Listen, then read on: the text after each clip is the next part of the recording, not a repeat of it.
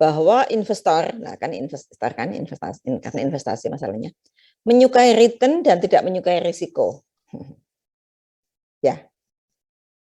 Tapi harus dihadapi ya. Dan ada satu apa ya, artinya statement begitu, high risk, high return, low risk, low return. Siapa bisa menjelaskan pernyataan ini? Izin menjelaskan. Siapa nih? Afinda. Oh, silakan Afinda. Kalau menurut saya yang dimaksud dengan high risk, high return dan Hive, not high. Hive, ya. high risk dan high return, low risk dan low return itu misal resiko tinggi akan menghasilkan imbal hasil yang tinggi juga gitu. Sedangkan untuk resiko yang rendah akan menghasilkan imbal hasil yang rendah begitu. Terima kasih. Bisa memberikan contoh di antara saudara bukan Afinda, selain Afinda. Selain Afinda, selain Anugrah.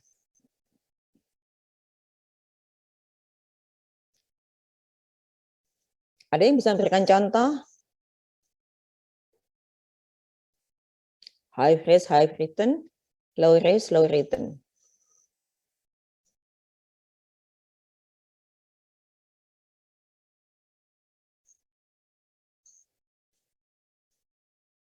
Ayo.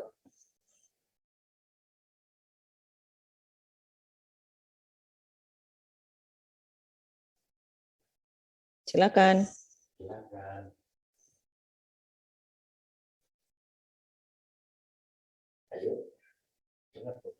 Izin menjawab, Ibu. Nah, silakan, Citra. Iya. Jadi misal investasi antara 100 juta dan 100.000. Kalau investasi 100 juta kan returnnya juga yang diterima akan lebih besar daripada return yang diterima dari investasi 100.000 ya Bu. Sementara resikonya juga dari investasi 100 juta itu lebih besar dibanding dengan investasi 100.000. Oke. Begitu ya. Terima kasih Citra. Oke. Ya, jadi memang investasi pada bentuk investasi yang risikonya tinggi biasanya menghasilkan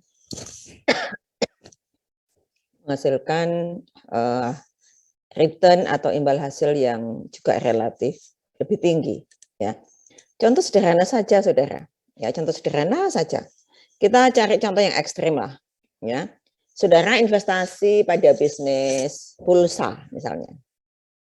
Jualan pulsa, ya. Jualan pulsa itu, ya, pulsa itu nggak laku 10 tahun. 10 tahun, setahun ya nggak akan basi, ya kan? Kemudian harga ya pasti jelas itu. Nah, risikonya rendah, ya. Tapi imbal hasilnya apakah saudara bisa menjual harga pulsa sampai 2 kali lipat dari saudara pulaan misalnya? Tidak kan?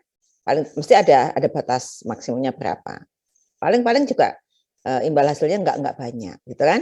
Nah, beda saudara investasi misalnya saya berikan contoh yang ekstrim, investasi pada perusahaan pertambangan misalnya. Waduh, mau menambang saja, saudara melakukan uji coba dulu, ya kan? Misalnya tambang minyak. Misalnya perusahaan harus menyebar, melakukan tryout lebih dahulu di 10 titik atau 100 titik di lautan mana misalnya, lautan Pasifik, lautan Indonesia atau lautan manapun misalnya, ya. Berapa biaya untuk melakukan uji coba itu? Berapa kemungkinan keluar minyak atau ada ditemukan minyak dari 100 uji coba tadi? Nah, tinggi kan risikonya? Nah, imbal hasilnya juga tinggi. Ya, tinggi imbal hasilnya. Nah, itu saudara. Itu contoh yang sangat ekstrem saudara ya. Nah, ya jadi yang dikatakan Citra tadi juga oke, masih relevan ya. Jadi kalau risikonya rendah ya returnnya rendah. Sehingga saudara mau ambil yang mana? Nah, orang yang suka mengambil risiko ya risk taker risk taker itu biasanya bermain-main di investasi yang risikonya tinggi, tapi dia juga ada peluang mendapatkan imbal hasil yang tinggi juga, ya. Tapi yang risk averse, yang menghindari risiko, biasanya ini. Tapi ada juga yang tengah-tengah, yang misalnya konservatif gitu ya, yang konservatif. Gitu. Nah, Bu Susi ini tipe konservatif, Bu Susi ini. Ya, Bu Susi itu bukan risk taker, ya, bukan risk taker untuk pekerjaan terkait dengan investasi. Ya, jadi aman saja. Yang aman apa? Misalnya, oke, obligasi misalnya, ya, obligasi itu aman. Ya. Tapi ya sudah, tetap itu aja, returnnya ya nggak mungkin banyak gitu ya. Ya, itulah saudara. Itu contoh ya. Nah, kemudian imbal hasil atau tingkat pengembalian atau return merupakan hasil atau keuntungan atau aliran kas bersih yang diperoleh dari suatu investasi. Ingat ya, dalam manajemen keuangan, kas dan bukan laba adalah raja. Jadi kas itu lebih dihargai ya daripada laba ya.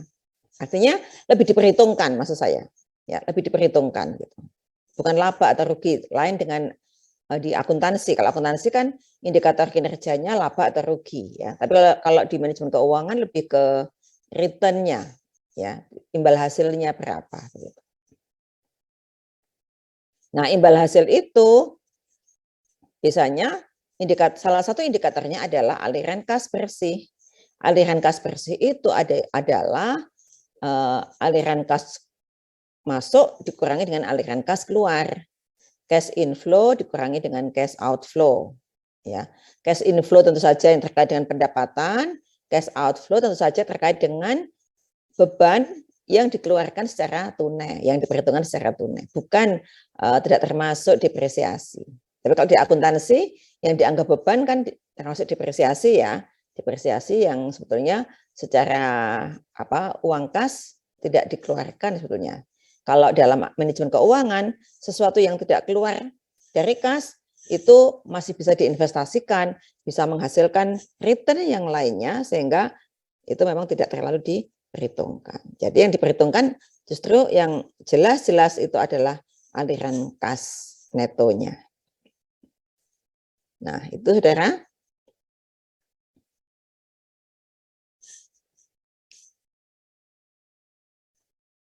Nah, tingkat pengembalian investasi atau investment return.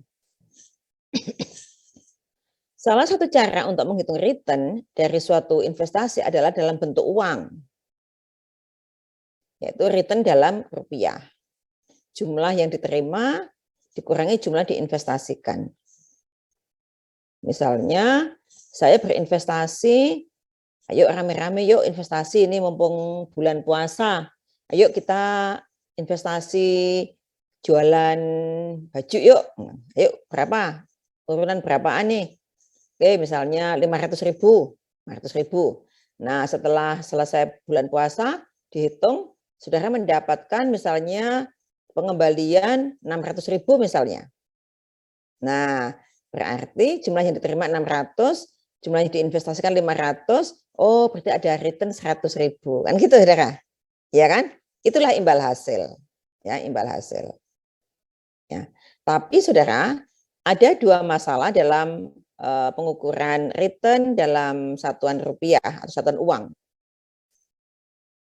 Yaitu yang pertama besarnya perubahan investasi, dan yang kedua waktu sampai kita mendapatkan return atau timingnya kapan kita mendapatkan return itu. Ya, misalnya, oh saya berinvestasi 500.000 pada bulan puasa tahun 2022. Saya menerima pengembalian 600.000 pada bulan Lebaran tahun 2023. Beda kan?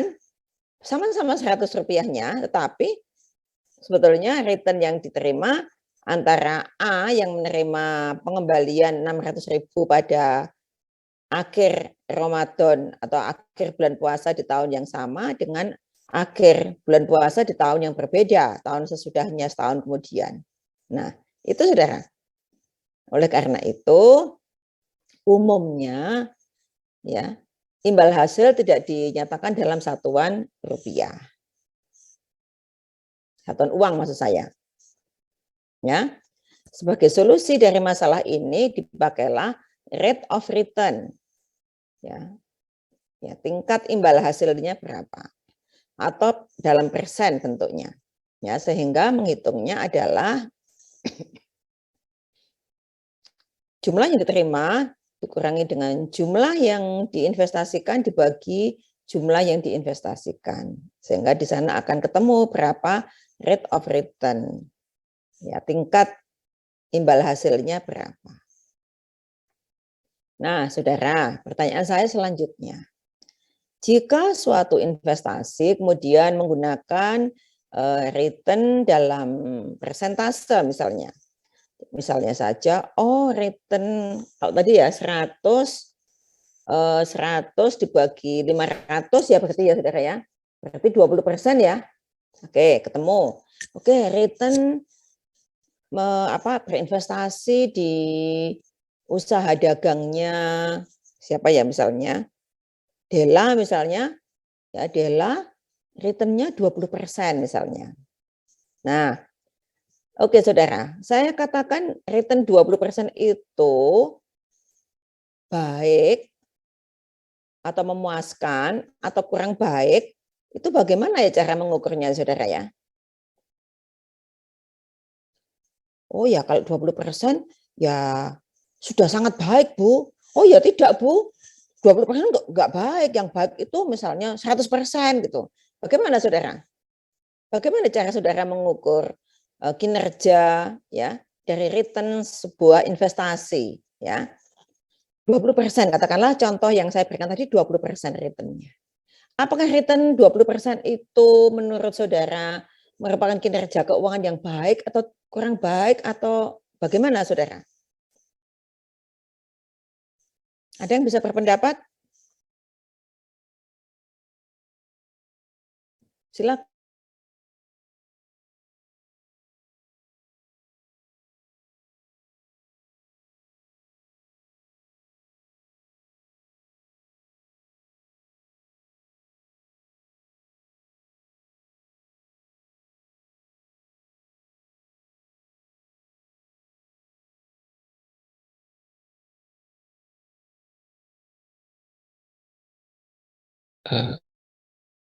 Halo. Ya silakan. Sorry Oh ya, masih. oh ya. Ya dari dua masalah yang tadi itu Bu, melihatnya, terutama yang waktu. Kalau misalkan 20% sehari dapat 20% itu bisa dibilang bagus, tapi kalau 20% 10 tahun, 20 tahun cuma dapat 20%, ya bisa dibilang nggak memuaskan. Begini, contoh yang saya gunakan tadi, saudara investasi di awal bulan puasa, kemudian mendapatkan return 20% di akhir bulan puasa pada tahun yang sama. Bagaimana saudara mengukur bahwa return itu baik atau kurang baik atau bagaimana?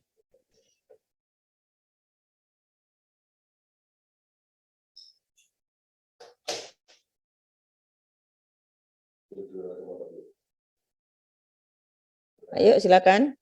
Izin masuk itu. Silakan. Mungkin tidak ada patok. Kalau menurut saya mungkin tidak ada patokannya seperti misalkan kriteria-kriteria tertentu, tapi lebih ke apa yang kita investasikan itu, jadi jumlah apa yang investasikan yang kita investasikan tersebut dengan imbal balik yang didapatkan gitu. Maksudnya? Misalkan menginvestasikan sebesar 50 juta, kemudian dari 20%, jadi imbal balik dari 50 juta tersebut. Maksudnya bagaimana? Lah, saya bisa mengatakan itu baik atau kurang baik, bagaimana? Oh, tahun depan nggak mau lagi aku investasi anunya returnnya 20%. Nggak, berarti saya kan kurang puas. Enggak, apa dasarnya saya kok kurang puas? Bagaimana Dito?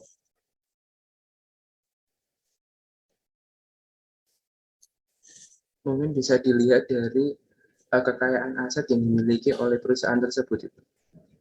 Maksudnya?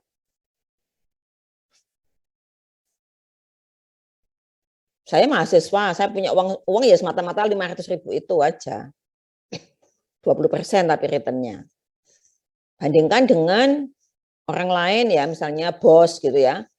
Investasi, uangnya banyak. Ya. Kalau misalnya Anda membandingkan dengan aset yang dimiliki, returnnya sama-sama 20%-nya. Apakah yang itu baik, kurang baik, yang ini baik atau bagaimana? Kalau dasarnya aset yang dimiliki.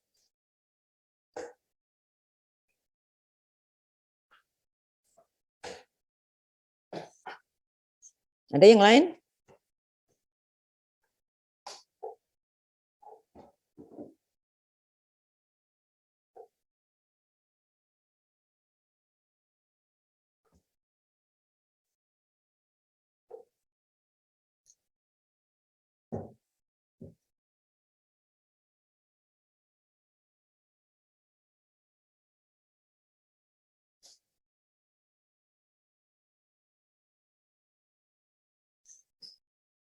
Ayo, silakan.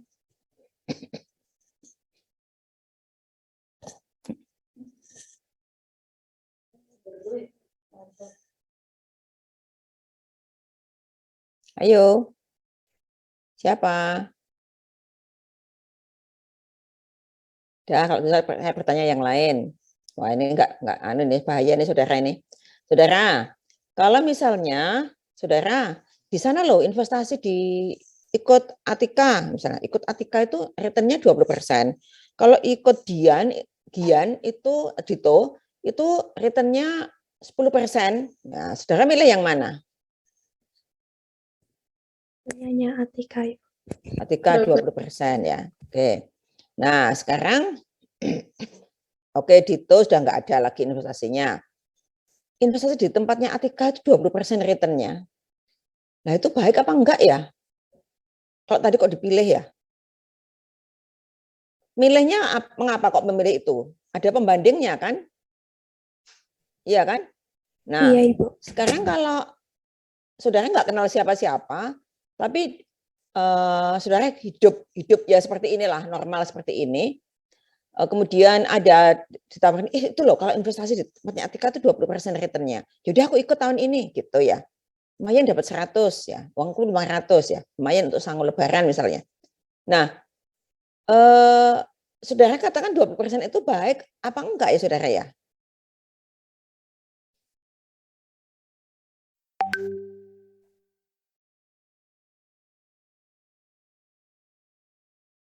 Uang 500.000 itu ya misalnya sebelumnya adalah ada di tabungan. Ya, di tabungan. Saudara apakah akan mengambil atau biar aja di tabungan malah aman? Bagaimana saudara? Kalau misalnya Gameli memutuskan akan mengambil uang di tabungan 500.000 dan berinvestasi di bisnisnya Atika yang janjinya dapat 20%, pertimbangan apa yang saudara gunakan? Mengapa mengambil uang tabungan dan investasi di bisnis? Dilihat dari risikonya, Bu, mungkin. Risikonya lebih berisiko ikut Atika. Ya kan? Risikonya tinggi. Bisnis real itu tinggi risikonya. Oke, masuk Ibu. Kenapa? Silakan. Kalau misalkan dikaitkan dengan tabungan diambil atau tidak itu karena mungkin dari tingkat suku bunga. Nah, itu dia. Itu, saudara. Itu kata kuncinya. 20% dikatakan baik karena tingkat suku bunga yang berlaku hanya misalnya berapa? 8% per tahun misalnya. Dan ini 1 bulan 20%, itu loh, saudara. Ya. Jadi dari suku bunga, semua mesti ada pembandingnya, saudara. Jadi ketika saudara mengatakan ini baik atau kurang baik, itu pasti ada dasarnya. Oh, IP ku 5,3. Oh, enggak baik itu. Lah kenapa enggak baik? Karena IP yang baik itu minimal adalah 6 misalnya. Itu loh Saudara. Ya kan? Nah gitu. Wah, IP-ku 3,2. Oh, baik. Lah kenapa? Karena minimal itu 2,0. Jadi 3,2 itu sudah sangat bagus gitu loh. Nah, gitu loh Saudara. Iya kan? Nah, demikian juga ini investasi. Oke, return-nya sekian. Maka bisa dikatakan baik atau tidak. Itu mesti ada dasarnya apa? Nah, dasarnya adalah tingkat bunga yang berlaku. Biaya modal, cost of capital. Ya, ya itulah Saudara. Paling tidak itu suku bunga yang berlaku itu ya. Nah, kalau tadi membandingkan apa tetap di tabungan atau kemudian ikut bisnis real, nah tabungan berapa? Paling 8% setahun, 1 bulan 0, sekian, ya kan? Nah, kalau ini wah 20%. Nah, tapi ya tadi saya ingatkan Saudara ya, kalau ada penawaran yang kemudian apa return yang sangat luar biasa, Saudara tidak boleh membabi buta langsung investasi di sana. Nyatanya banyak yang bodong kan. Nah, itu Saudara. Jadi masalah ini, manajemen keuangan ini sebetulnya juga meliterasi keuangan Saudara. Ya, artinya begini. Oke, ini ada investasi ya yang return-nya 30% per bulan misalnya atau 10% per bulan aja. Saudara coba browsing.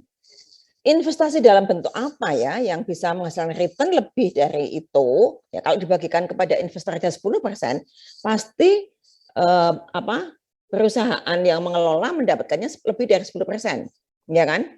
Nah, saudara browsing aja.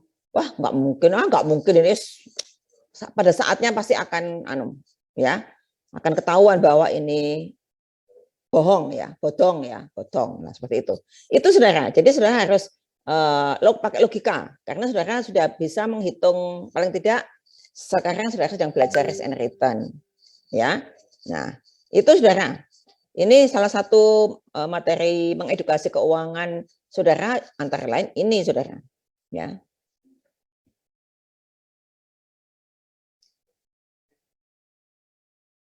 Oh iya Saudara, saya lupa mengucapkan terima kasih ya. Terima kasih ya Saudara yang telah mengisi kuesioner yang kemarin saya itu kuesionernya kakak alumni Saudara, alumni tahun banyak Saudara. Beliau sekarang bekerja di dulu namanya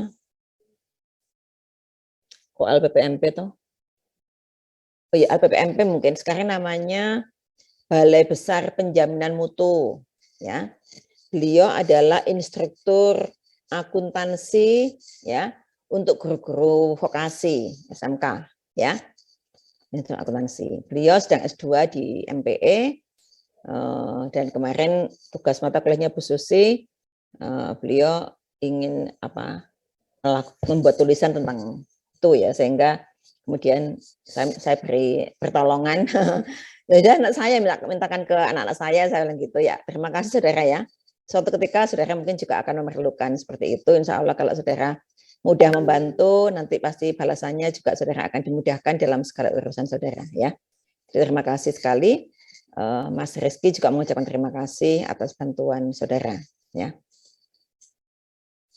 Nah, itu Saudara yang perlu saya agak promosikan adalah bahwa lulusan pendidikan akuntansi bisa menjadi seperti profilnya pendidikan akuntansi Saudara, instruktur ya, instruktur akuntansi. Betul, Mas Rizky itu instruktur akuntansi karena beliau belum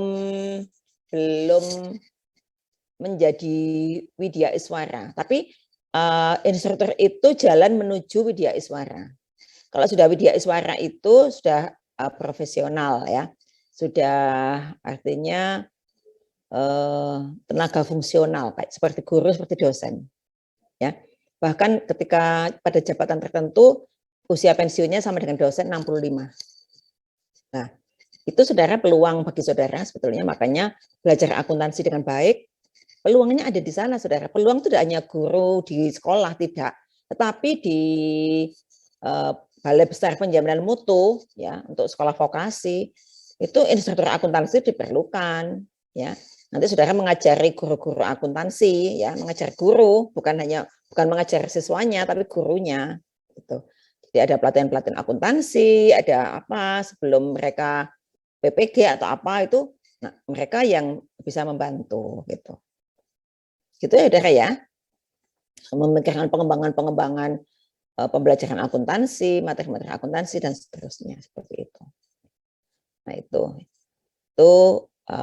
saya tunjukkan peluang pekerjaan untuk saudara antara lain itu. Dan itu bagus saudara, bagus karena itu fungsional. Jadi ada tunjangan fungsionalnya. Jadi bukan hanya gaji saja, tapi selain gaji ada tunjangan fungsional. Ya, karena dia berfungsi sebagai semacam guru kan, seperti guru mendidik. Kenaikan pangkatnya juga berbasis pada grade point yang dihasilkan, karya-karya ilmiahnya dan sebagainya. Dan Mas Rizky ini punya cita-cita setelah S2-nya lulus dia akan melanjutkan kuliahnya S3 di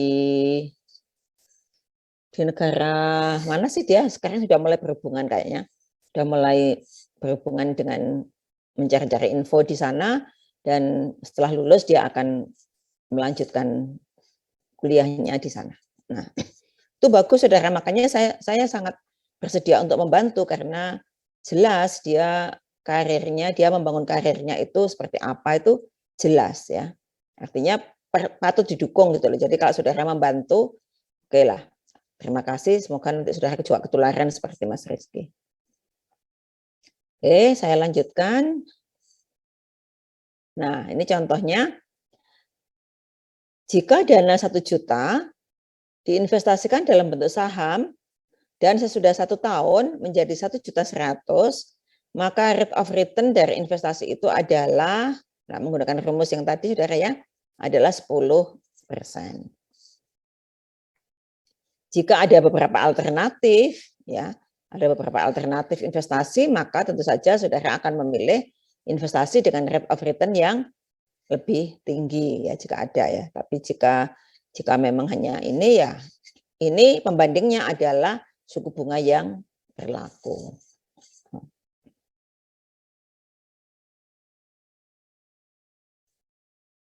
Nah, total rate of return. Total return ya selama periode tertentu atau RT ya adalah cash flow yang diterima ya, dari aset yang diinvestasikan pada periode T ya, ditambah dengan harga aset itu pada tahun tersebut dikurangi dengan T-1 itu price value of asset at time T-1. Artinya nilai aset, harga aset misalnya T-nya adalah 10, maka T-1 adalah harga aset ke 9, tahun ke-9 misalnya seperti itu. Ya.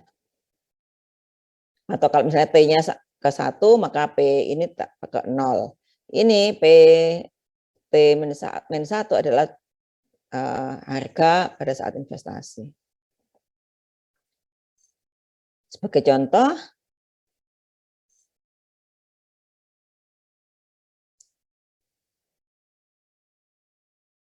nah, Samuel wishes to determine the return on two stocks she owned during 2020, ya, Apple Incorporation and Walmart.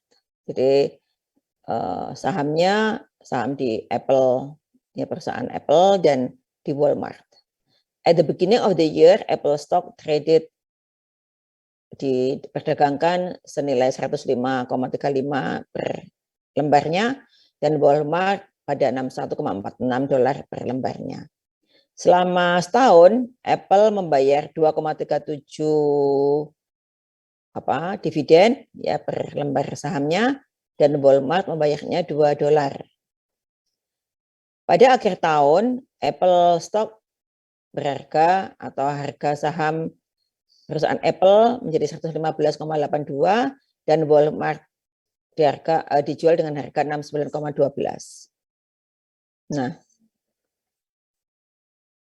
maka annual return dari setiap sahamnya adalah bisa dihitung seperti ini. Untuk Apple ya 2,37 ya dividen yang dibayar ditambah dengan value pada awal tahun ya at the beginning of the year dikurangi at the end ya. At the end of the year dikurangi at the beginning dibagi value dari at the beginning. Ya. Sehingga pada tahun itu rate of return-nya adalah 12,2%. Sedangkan untuk Walmart dengan cara menghitung yang sama hasilnya adalah 15,7%. Nah, ini contoh rate of return dari 1 tahun saham ya per tahun jadi sekian. Nah, jika akan membandingkan apakah return setahun sekian ini memuaskan atau tidak, ya maka ada pembandingnya pasti. Pembandingnya apa? Alternatifnya saudara menanamkan di saham, investasinya di mana misalnya? Ya, nah, itu saudara, sehingga pembandingnya itulah nanti yang akan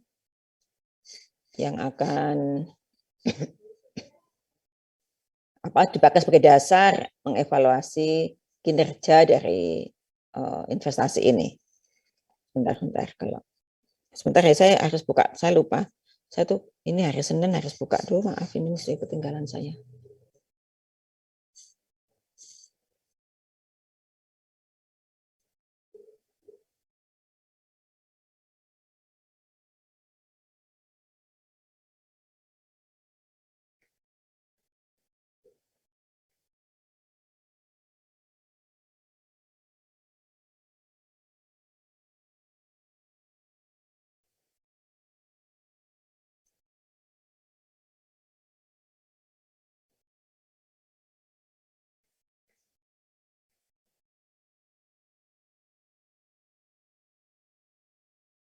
Maaf saudara ya, saya tuh kalau hari kerja harus buka WA karena ada pekerjaannya, tanggung jawab saya. Sebentar.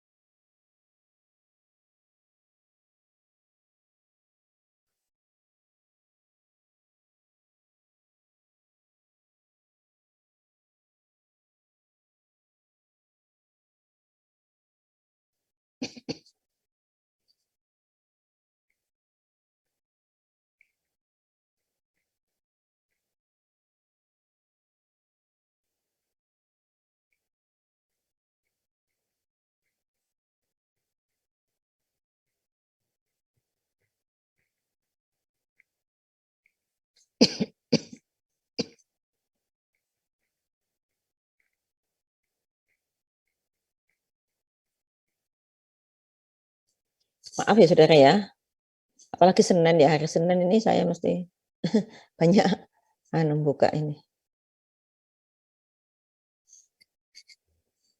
Nah itu saudara tentang return.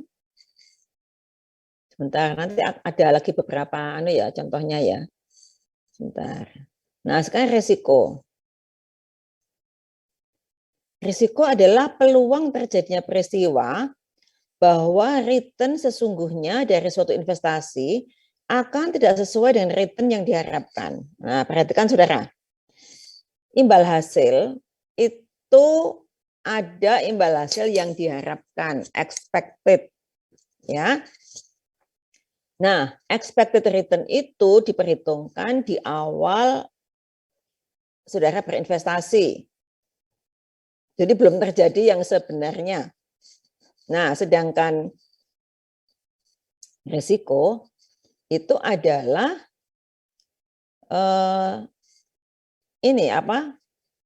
terjadinya ketidaksesuaian antara return yang diharapkan dengan return yang sebenarnya. Ya, itu risiko yang harus ditanggung. Nah, risiko itu harus diperhitungkan ya supaya rasa kecewa dalam tanda petik ya itu tidak keterlaluan ya. Jadi risiko merupakan penyimpangan target yang mungkin terjadi di masa mendatang. Semakin besar rentang penyimpangan yang terjadi, maka semakin besar risikonya. Artinya rentang antara kemungkinan diterima dan kemungkinan return sesuai expected return dengan real return ya. Nah, risiko investasi. Risiko investasi yaitu peluang diperolehnya tadi actual return yang rendah atau negatif atau yang lebih rendah dari expected return. Karena di depan ketika akan berinvestasi ada expected, ada harapan, ya kan? Pada kenyataan, pada tahun yang terjadi, tahun ini misalnya, akan ada actual return. Nah, semakin besar peluang menghasilkan return yang lebih rendah dari yang diharapkan atau return negatif, semakin berisiko investasi tersebut. Jadi risiko itu dikatakan tinggi jika peluang ya antara actual return ya terjadinya actual return lebih rendah dari expected return itu besar peluangnya. Nah, kalau demikian maka itu termasuk risikonya tinggi. Nah, jenis dari risiko investasi itu ada risiko tunggal, ada risiko portofolio. Nah, risiko tunggal atau stand alone risk ya adalah risiko yang akan dihadapi oleh seorang investor jika hanya memiliki satu aset. Jadi asetnya ya hanya saham di perusahaan A saja, obligasi di perusahaan B saja, atau investasinya ya dalam bentuk properti saja, dan di satu tempat tertentu saja. Nah, sedangkan portfolio, ya seorang investor, biasanya kalau the real investor pasti punya investasi dalam bentuk portofolio. Jadi punya saham di PT A, punya saham di PT B, punya obligasi di PT X, obligasi di PT Y, dan sebagainya. Ya. Nah, jika seorang investor memiliki portofolio investment atau investasi portofolio investasi, maka risiko yang dihadapinya disebut sebagai portfolio risk, yaitu risiko yang dihadapi investor yang memiliki aset dalam portofolio. Jadi bukan hanya satu aset saja.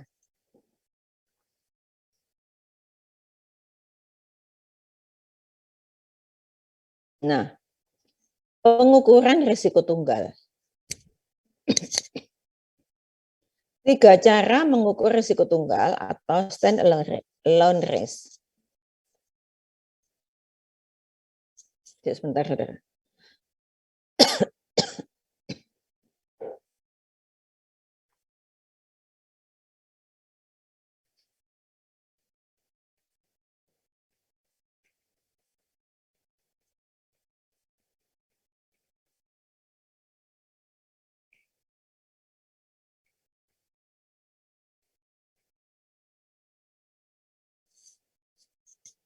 Oke. 3 cara pengukuran risiko tunggal atau stand alone risk. Jadi cara pertama adalah menghitung expected return. Return yang diharapkan. Yang kedua adalah dengan menghitung deviasi standar return. Yang ketiga, menghitung koefisien variasi. Dan yang keempat ada Sharpe ratio. Tapi ini tidak saya ajarkan yang ini. Ya, kita sampai 3 saja. 1, 2, 3. Ini tidak. Ini pengukuran terbaru ini. Ya, sudah tidak, nanti di S2 saja yang ini. Nah, yang pertama, kita akan menuju ke expected return atau return yang diharapkan. Ketika akan membicarakan tentang expected return, namanya saja harapan ya saudara ya. Berarti belum terjadi kan, masih di awal di saat ini misalnya sebelum investasi, maka saudara harus mengenal lebih dahulu tentang distribusi probabilitas, yaitu suatu daftar semua kemungkinan nilai beserta masing-masing probabilitas terjadinya suatu peristiwa. Jadi probabilitas ya. Oke, investasi A, ya, saham pada A. Probabilitas bahwa saya akan mendapatkan return sekian persen adalah sekian persen. Probabilitas saya mendapatkan return sekian persen adalah sekian. Ya, probabilitas. Ingat, mungkin saudara belajar probabilitas itu di semester 1 ya, atau di SMA ya. Nah, semakin rapat distribusi probabilitas, semakin besar kemungkinan nilai return yang sebenarnya sama dengan nilai return yang diharapkan. Oleh karena itu, semakin rapat distribusi probabilitasnya, semakin kecil risiko suatu aset. Maksudnya itu begini, saudara. Misalnya ya, probabilitas terjadinya ya bahwa aset ini akan mendapat return 20% adalah misalnya 30%. Probabilitas terjadinya aset ini mendapatkan return tadi berapa? 25% ya. 20% adalah misalnya 25%. Probabilitas terjadi peristiwa aset ini mendapatkan return 15% sekian. Artinya jarak probabilitasnya nggak terlalu banyak. Jadi di sini 30, 25, 20, 30, 20, 50. Yang satu lagi 25 lagi. Itu kan tidak terlalu mencolok gitu ya. Sehingga itu risikonya rendah biasanya. Itu secara kasat mata ya. Tapi bedakan dengan yang misalnya probabilitas mendapatkan return 30% ini ada 70%. Tapi probabilitas returnnya minus 5% misalnya ada 10% misalnya. Nah ini kan gap-nya tinggi banget ya, range-nya tinggi. Nah ini berarti tidak rapat, artinya probabilitasnya itu tidak rapat, jadi risikonya tinggi ya, seperti itu. Maksudnya seperti itu, saudara. Nah,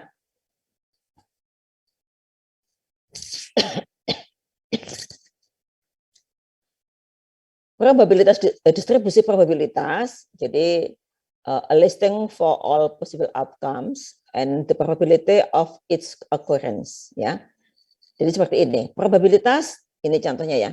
Probabilitas return-nya adalah enggak kelihatan persennya ya ini. Ada soalnya kok. Oh, 33 semua. Nih. Di sini ada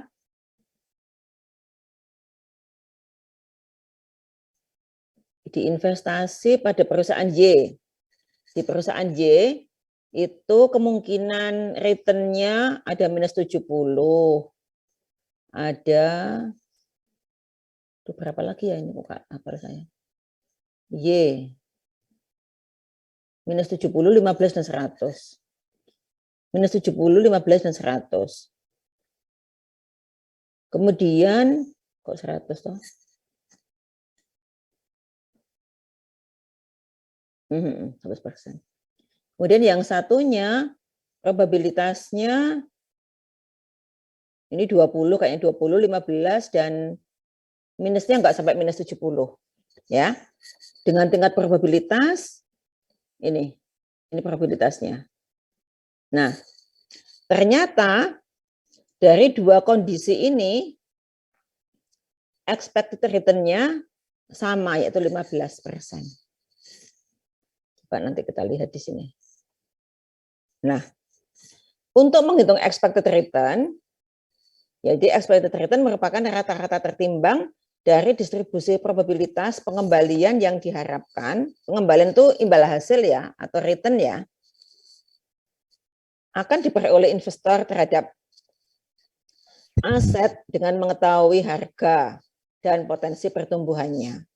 Ya, rumusnya adalah sigma KI, tingkat keuntungan pada kondisi I, kali probabilitas pada kondisi I. Nah, kondisi I kondisi tertentu berarti ya. Jadi contohnya di sini, ini lebih jelas contohnya. Nah, misalnya saja, tadi kan perusahaannya ada Y, ada X ya. Tadi apa sih ini? Oh iya, ada firm Y, ada firm X. Nah, saya ganti menjadi PT Y dan PT X. Nah, begini maksudnya. Keadaan ekonomi yang kemungkinan dihadapi itu bisa booming, bisa kondisi normal, bisa kondisi resesi. Probabilitas kondisi ekonomi booming adalah 0,3%. Probabilitas kondisi ekonomi normal adalah 0,4% atau 40%, dan kondisi ekonomi resesi adalah 30%.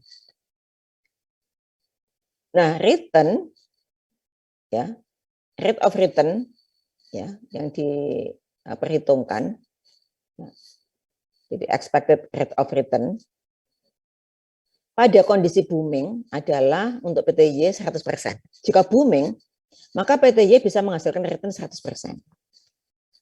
Pada kondisi normal, PTY menghasilkan return 15%, dan pada kondisi resesi, PTY akan rugi 10%. Sedangkan PTX, pada kondisi booming, PTX hanya mampu memberikan 20%. PTX pada kondisi normal menghasilkan 15%, dan pada kondisi resesi 10%. Kalau melihat angka-angka ini, saudara, ya, saudara lebih memilih PTX atau PTY ya?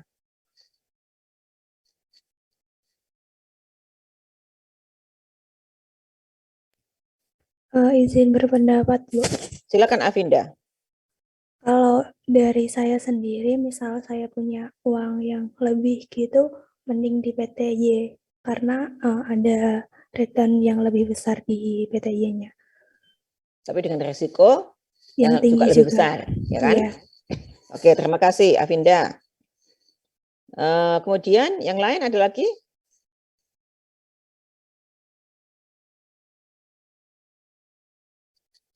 Avinda ini tipe risk taker. Nggak apa-apa. Saudara risk taker, pengambil risiko. Ya, nggak apa-apa. Berani mengambil risiko tinggi. Karena ada expected return yang juga sempurna. Ya, nggak apa-apa. Ada yang lain?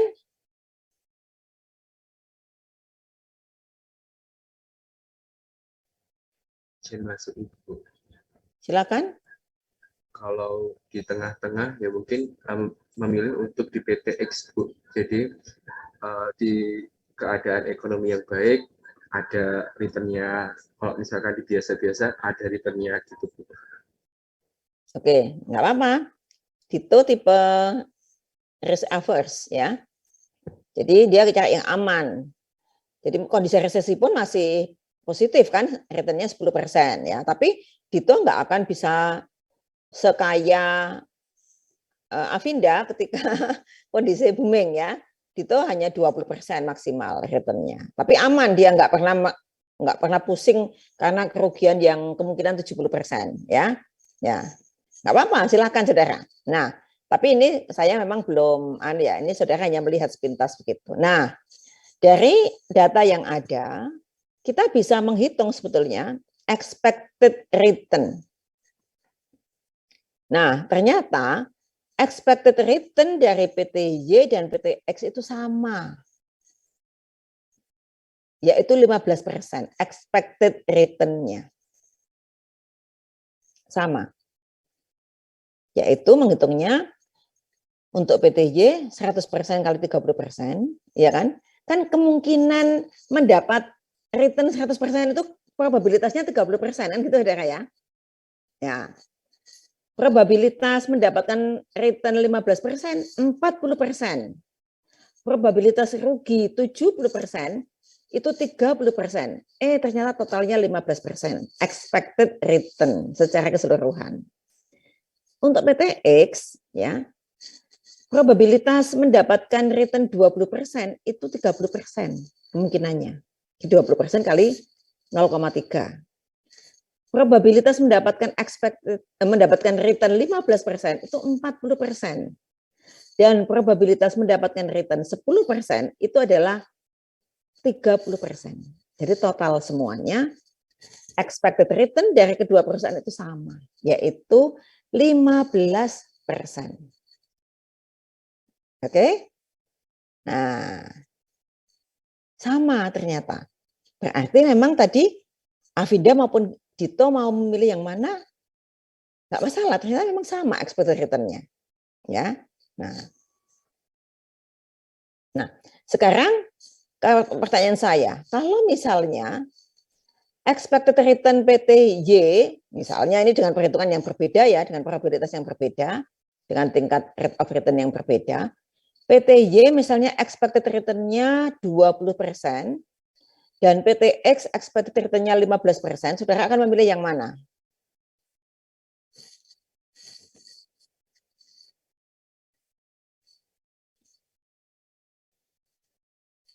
PT Y, Bu. PT Y ya, ya betul.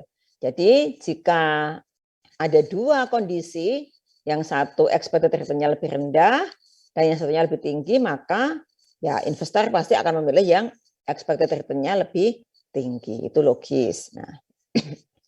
Nah, sekarang permasalahannya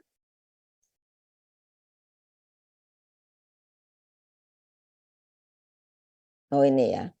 Ini saya berikan contoh yang berbeda ya, saudara ya. Di mana PT A dan PT B expected return-nya beda, sehingga kalau ini pasti saudara akan memilih PT A. Nah, sekarang masalah yang ini, saudara, kembali ke sini. Waduh, kok PT Y dan PT X sama-sama 15% ya? Kalau saya mau memilih yang mana ya sebaiknya ya? Ya boleh yang mana aja. Tapi kan risiko itu harus diperhitungkan ya, saudara ya. Nah, sehingga ada cara lain untuk mengukur risiko, yaitu dengan deviasi standar. Yaitu pengukuran penyimpangan dari hasil yang mungkin terjadi. Nah, deviasi standar di sini berarti akan mengukur kerapatan distribusi probabilitas. Tadi kan dikatakan bahwa semakin rapat ya itu semakin kecil risikonya, ya kan? Nah, untuk menghitung deviasi standar ya menggunakan rumus statistik yang sudah saudara pelajari di semester 1 atau 2. Saya nggak akan mengulang ya standar deviasi. Nah, sekarang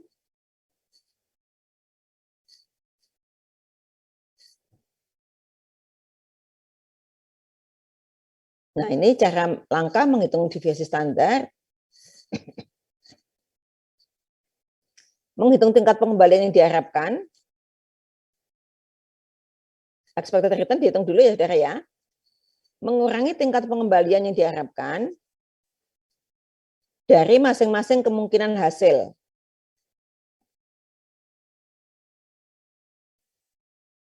Menguadratkan setiap deviasi, kemudian mengalihkan hasilnya dengan probabilitas terjadinya hasil yang terkait, dan kemudian menjumlahkan hasil-hasil tersebut untuk mendapatkan varians dari distribusi probabilitas. Menghitung akar dari varians untuk mendapatkan angka deviasi standar.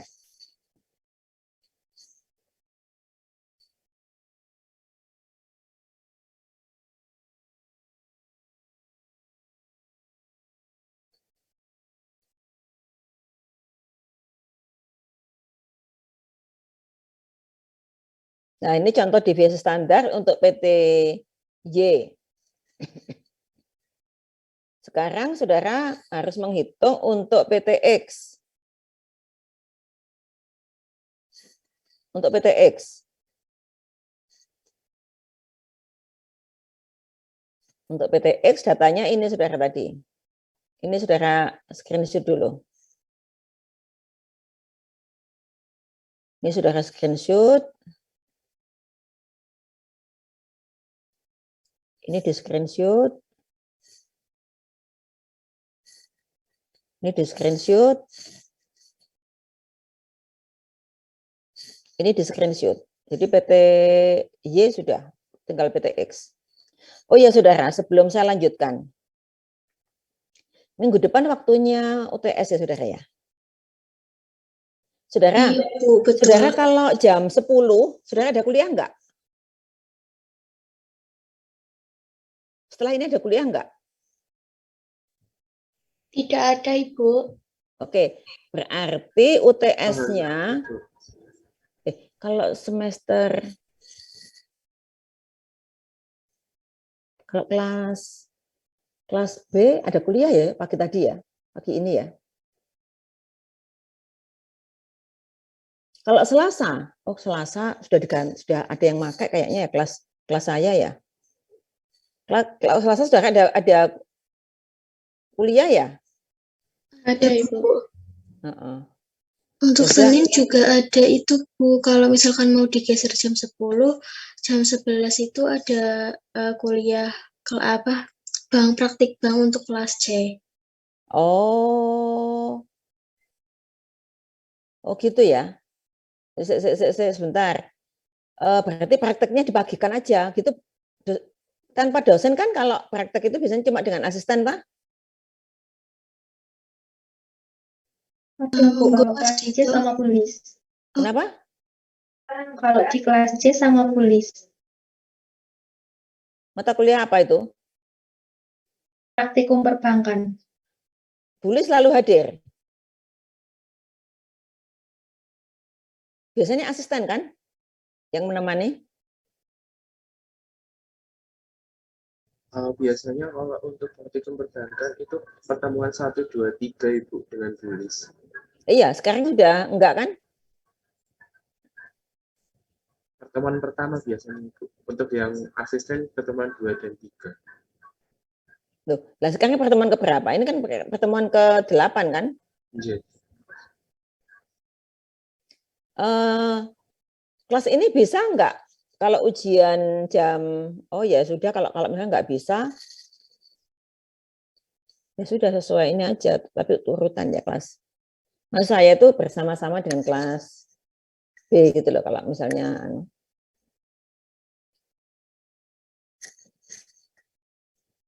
Ya sudah nanti aja kalau gitu, keputusannya nanti setelah ketemu dengan kelas B ya saya ya. Jadi kelas ini tidak bisa ya kalau ujian jam 10 ya.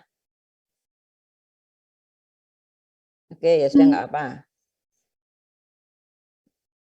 Mungkin nanti bisa ditanyakan dulu begitu, Bu. Nggak apa, saya ke kelas B aja nanti, saya kelas B. Oke, saudara ke breakout room ya. Ini berapa anggotanya? Anggota kelasnya berapa ini? 39.